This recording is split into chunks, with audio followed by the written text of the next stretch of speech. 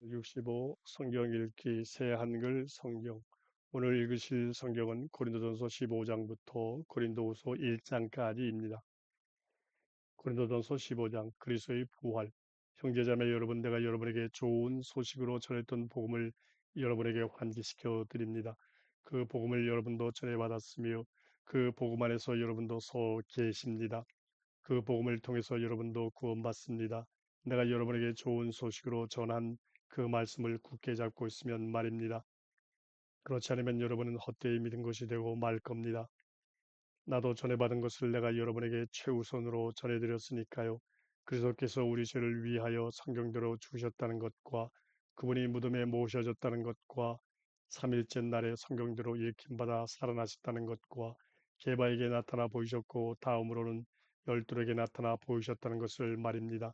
그런 다음으로 그리스도께서 500명이 넘는 형제 자매들에게 한꺼번에 나타나 보이셨습니다. 그들 가운데 대부분이 지금까지 살아남아 있습니다. 더러는 잠들기도 했지만요. 그런 다음으로 야고보에게 나타나 보이셨고 그 다음으로 모든 사도들에게 나타나 보이셨습니다. 그런데 맨 나중에 이른둥이나 다름없는 나에게도 나타나 보이셨습니다. 나야말로 사도들 가운데 가장 끄트머리입니다. 사도라고 불릴 만하지도 못한 사람입니다. 하나님의 교회를 박해했기 때문입니다. 하나님의 은혜로 나는 지금의 내가 되었습니다. 그리고 나에게 베푸신 하나님의 은혜가 헛되지 않았습니다. 오히려 내가 모든 사도들보다 더 많이 힘들여 일했습니다. 그러나 그렇게 한 것은 나 자신이 아니라 나와 함께 하신 하나님의 은혜입니다. 그러므로 나나 저들이나 우리는 이렇게 선포하고 있으며 여러분은 이렇게 믿었습니다. 죽은 사람들이 부활에 대한 희망의 근거, 그리스도께서 죽은 사람들 가운데서 일으킴받아 부활하셨다는 것이 선포되고 있습니다. 그런데 여러분 가운데 더러는 말하기를 죽은 사람들이 부활이 없다고 하니 어떻게 된 일입니까? 그러나 죽은 사람들이 부활이 없다면 그리스도께서도 일으킴받아 부활하지 못하셨을 겁니다. 그리스도께서 일으킴받아 부활하지 못하셨다면 우리가 선포한 것도 헛일이고 여러분이 믿는 것도 헛일입니다. 우리는 또한 하나님을 거짓으로 증언한 사람들로 밝혀지게 될 겁니다. 우리가 하나님을 거슬러 증언한 셈이기 때문입니다. 죽은 사람들이 일으킴받아 살아나는 일이 정말로 없는 일이라면 하나님이 그리스도를 일으켜 살리지 않으셨을 것입니다. 그런데 하나님이 그리스도를 일으켜 살리셨다고 우리가 증언했으니 말입니다. 죽은 사람들이 일으킴받아 부활하는 일이 없다면 그리스도께서도 일으킴받아 부활하지 못하셨을 겁니다. 그리스도께서 일으킴받아 부활하지 못하셨다면 여러분의 믿음은 쓸데없는 것이고 여러분은 아직도 여러 죄 가운데 있는 겁니다. 그렇다면 그리스도 안에서 잠든 사람들도 망한 것입니다. 그리스도 안에서 우리가 이 세상의 생명에만 희망을 두고 있다면 우리가 모든 사람들보다도 더 가여운 사람들입니다. 아담이 두려운 죽음, 예수님이 두려우신 부활. 그런데 이제는 그리스도께서 죽은 사람들 가운데서 부활하셔서 잠들었는 사람들의 첫 열매가 되셨습니다. 한 사람을 통하여 죽음이 들어왔으므로 한 사람을 통하여 죽은 사람들의 부활도 들어온 것입니다. 아담 안에서 모두가 죽는 것처럼 또한 그리스도 안에서 모든 사람이 살아나게 될 테니까요. 그렇지만 저마다 자기 순서에 따라 그렇게 될 겁니다. 첫 열매인 그리스도께서 첫 번째이시고 다음으로는 그리스도께서 다시 오실 때 그분께 속한 사람들입니다. 그런 다음에 끝이 옵니다. 그때 그리스도께서 그 나라를 하나님 아버지께 넘겨드릴 겁니다. 그때 모든 지배와 모든 권력과 세력을 없애버리실 겁니다. 그리스도께서 임금으로 다스리셔야만 하니까요. 하나님이 모든 원수들을 그분의 발 아래에 두실 때까지는 말입니다. 죽음이야말로 사라져 없어질 마지막 원수입니다. 하나님이 모든 것을 그분의 발 아래에 두셨습니다 하고 말했으니까요. 그런데 모든 것을 아래에 두셨다고 말할 때 분명한 것은 이것입니다. 곧 모든 것을 그분의 아래에 두신 분은 그 모든 것에서 빠져 있다는 겁니다.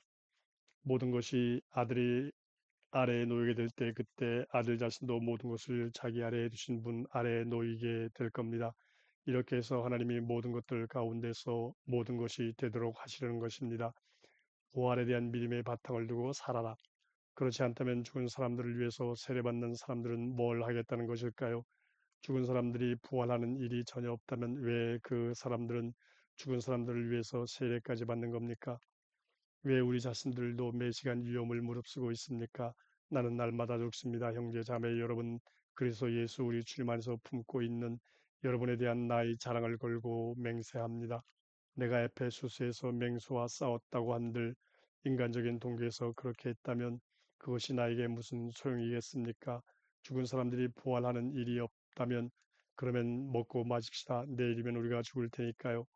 속아 헤매지 마십시오. 나쁜 사람들과 어울리면 좋은 생활 방식을 망쳐버립니다. 정신을 제대로 차리십시오. 죄를 짓지 마십시오. 하나님을 알지 못하는 사람들이 더러 있으니까요. 내가 여러분을 부끄럽게 하려고 말하는 것입니다. 죽은 사람들이 부활에 대하여. 그러나 어떤 사람은 이렇게 말할 겁니다. 죽은 사람들이 어떻게 부활합니까? 어떤 몸으로 돌아옵니까? 우둔한 사람이여 그대 자신이 뿌리는 것이 죽지 않으면 살아나지 못합니다. 또 그대가 뿌리는 것은 나중에 생길 그 몸을 뿌리는 것이 아닙니다. 밀이나 그 밖의 다른 무엇의 씨앗 알갱이일 뿐입니다. 그러나 하나님이 주시고 싶은 대로 씨앗에 몸을 주시는데 씨앗들 하나하나에게 그 나름의 몸을 주십니다. 살이라고 해서 다 똑같은 살이 아닙니다. 사람들의 살이 다르고 짐승들의 살이 다릅니다. 새들의 살이 다르고 물고기들의 살이 다릅니다. 하늘에 속한 몸들이 있고 땅에 속한 몸들이 있습니다. 하늘에 속한 것들의 영광이 다르고 땅에 속한 것들의 영광이 다릅니다. 해의 영광이 다르고 달의 영광이 다르고 별들의 영광이 다릅니다. 별과 별 사이에도 영광의 차이가 있으니까요. 죽은 사람들의 부활도 마찬가지입니다. 썩을 것으로 뿌려지지만 썩지 않을 것으로 부활합니다. 보잘것없는 것으로 뿌려지지만 영광스러운 것으로 부활합니다. 약한 것으로 뿌려지지만 강력한 것으로 부활합니다. 자연에 속한 몸으로 뿌려지지만 영적인 몸으로 부활합니다. 자연에 속한 몸이 있다면 영적인 몸도 있습니다. 마찬가지로 성경에 이렇게 적혀 있기도 합니다. 첫사람 아담은 생명체가 되었다. 그런데 마지막 아담은 생명을 주시는 영이 되셨습니다. 그러나 먼저 있었던 것은 영적인 것이 아니라 자연에 속한 것이었습니다. 그 다음으로 영적인 것이 있었습니다. 첫사람은 땅에서 나와서 흙의 사람이고 둘째 사람은 하늘에서 나셨습니다. 그 첫 번째 흙의 사람이 어떠하면 그 밖의 흙의 사람들도 그러합니다. 그 첫 번째 하늘에 속한 분이 어떠하면 그 밖의 하늘에 속한 사람들도 그러합니다. 우리가 흙의 사람인 그의 모습을 지녔던 것처럼 하늘에 속한 그분의 모습도 지니게 될 겁니다. 형제자매 여러분, 내가 이 점을 말씀드립니다. 살과 피는 하나님 나라를 물려받을 수 없습니다. 썩을 것은 썩지 않을 것을 물려받지 못합니다. 보십시오. 내가 비밀을 하나 여러분에게 말씀드립니다. 우리가 모두 잠들지는 않을 겁니다. 그러나 우리는 모두 변화될 겁니다. 잠깐만에 눈 깜짝할 사이에 마지막 나팔 소리에 그렇게 될 겁니다. 나팔이 울릴 것이고 그러면 죽은 사람들이 썩지 않을 몸으로 살아날 것이며 우리 자신들도 변화될 것이니까요. 이 썩을 것이 썩지 않을 것을 입어야만 하고 이 죽을 것이 죽지 않을 것을 입어야만 하니까요. 이 썩을 것이 썩지 않을 것을 입고 이 죽을 것이 죽지 않을 것을 입게 될 겁니다. 그때 성경에 적혀 있는 그 말씀이 이루어질 겁니다. 완전히 삼켜져 버렸구나. 죽음이 승리에게. 어디 있느냐 죽음아 너희 승리가. 어디 있느냐 죽음아 너희 독침이. 죽음의 독침은 죄요 죄의 권세는 율법입니다. 하나님 곧 우리 주 예수 그리스도를 통해서 우리에게 승리를 주시는 분께 감사를 드립니다. 그러므로 사랑하는 나의 형제자매 여러분, 굳건하게 서서 꿈쩍도 하지 말고 주님의 일을 언제나 더 많이 하도록 하십시오. 여러분이 아시다시피 주님 안에서 여러분의 노력은 헛되지 않습니다. 고린도전서 16장 예루살렘 교회를 위한 복음에 대하여 성도들을 위한 복음에 대하여 말합니다. 갈라티아의 교회들에게 내가 지시한 대로 여러분도 그대로 하세요. 매주 첫날에 여러분은 저마다 소득에 따라 얼마씩 따로 떼어 모아두시기 바랍니다. 그리하여 내가 갈 때 그때 헌금하는 일이 없도록 하십시오. 내가 거기 도착하면 여러분이 검증하여 적당하다고 생각한 사람들에게 편지를 써주어 예루살렘으로 보낼 겁니다. 바로 이들이 여러분이 헌금을 그리로 가져가도록 말입니다. 나도 가는 것이 적절하다면 그들은 나와 함께 갈 것입니다. 바울의 여행 계획. 내가 마케도니아를 거쳐갈 때 여러분한테로 가겠습니다. 마케도니아를 거쳐가려고 하니까요. 아마도 나는 여러분 곁에 한참 머물 것이며 어쩌면 겨울을 날 수도 있습니다. 바로 여러분이 내 여행 준비를 도와 어디든 내가 가려는 곳으로 나를 보내주도록 말입니다. 내가 여러분을 이제 그저 지나는 길에 뵙기를 바라는 것이 아니니까요. 주님이 허락하시면 한동안 여러분 곁에 머물러 있기를 희망하기 때문입니다. 나는 오순절까지 에페소스에 머물러 있을 겁니다. 문이 나에게 활짝 열려 있으니까요. 크고 가능성 있는 문입니다. 그러나 맞서는 사람들도 많이 있습니다. 마지막 권유. 디모데가 가면 잘 보살펴 주십시오. 그가 두려움 없이 여러분 곁에서 지낼 수 있도록 말입니다. 디모데는 나와 마찬가지로 주님의 일을 하고 있기 때문입니다. 그러므로 아무도 그를 무시하지 마십시오. 그 여행 준비를 도와 나한테 오도록 평안히 보내주십시오. 형제 자매들과 함께 나는 디모데를 애타게 기다리고 있으니까요. 형제 아폴로에 대해서 말씀드립니다. 내가 그를 강력하게 권유해서 형제 자매들과 함께 여러분한테 가라고 했습니다. 그러나 그는 지금은 가고 싶은 생각이 조금도 없습니다. 그러나 좋은 기회가 오면 갈 겁니다. 깨어 있으십시오. 믿음 안에 서 있으십시오. 용기를 내십시오. 강해지십시오. 여러분의 모든 일이 사랑으로 이루어지게 하시기 바랍니다. 형제자매 여러분, 내가 여러분에게 권유합니다. 여러분은 스테바나의 가정을 알고 있습니다. 그 가정은 아카이아에서 맺은 천절매이며 성도들을 섬기는 데 몸을 바쳤습니다. 여러분도 이런 사람들의 지위를 인정하십시오. 또 이들과 함께 일하며 애쓰는 사람 모두에게도 그렇게 하십시오. 스테파나와 포르투나토스와 아카이코스가 와 있어서 나는 기쁩니다. 이 사람들이 여러분의 빈자리를 완전히 메꾸어 주었기 때문입니다. 그들이 나의 영과 여러분의 영을 쉬게 해 주었으니까요. 그러므로 여러분은 이런 사람들을 알아주십시오. 끝맺는 인사와 축복. 숙주 아시아에 있는 교회들이 여러분에게 안부를 전합니다. 아킬라와 프리스카가 자기들의 집에서 모이는 교인들과 함께 여러분에게 진심을 모아 안부를 전합니다. 모든 형제 자매들이 여러분에게 안부를 전합니다. 거룩한 입맞춤으로 서로 안부를 전하십시오. 이 인사는 나 바울이 손수 씁니다. 누구든지 주님을 좋아하지 않는 사람은 저주를 받아 마땅합니다. 마라나타, 우리 주님 오십시오. 주 예수님의 은혜가 여러분과 함께하기를 빕니다. 나의 사랑이 그리스도 예수님 안에서 여러분 모두와 함께 있습니다.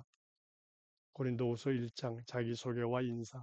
바울입니다. 하나님의 뜻으로 된 그리스도 예수님의 사도입니다.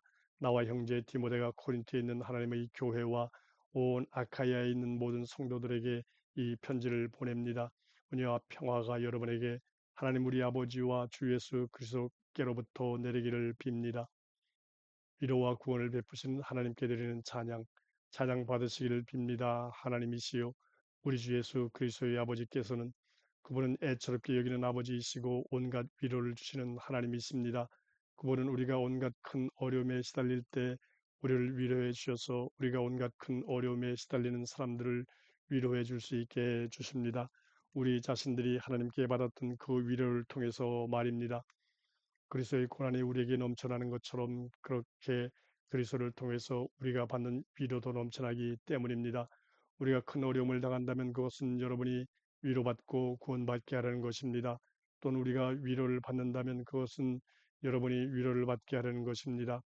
우리 자신들이 겪는 것과 똑같은 고난을 여러분이 견뎌내는 데 힘이 되는 위로를 말입니다. 여러분에게 거는 우리의 희망은 확고합니다. 우리는 여러분이 여러 고난에 함께하는 사람이 된 것처럼 그렇게 위로에도 함께하는 사람이라는 것을 알기 때문입니다. 속주 아시아에서 있었던 큰 어려움, 형제자매 여러분, 우리는 여러분이 모르기를 바라지 않습니다. 속주 아시아에서 우리가 겪은 큰 어려움에 대해서요. 우리는 너무도 힘에 벅차게 짓눌려서 살 수 있을지조차 전혀 알 길이 없었습니다. 우리 자신들은 속으로 죽음의 판결을 받았다고 여길 지경이었습니다. 그것은 우리가 우리 자신들이 아니라 하나님 곧 죽은 사람들을 일으켜 살리시는 분을 믿고 의지하게 하시려는 것이었습니다.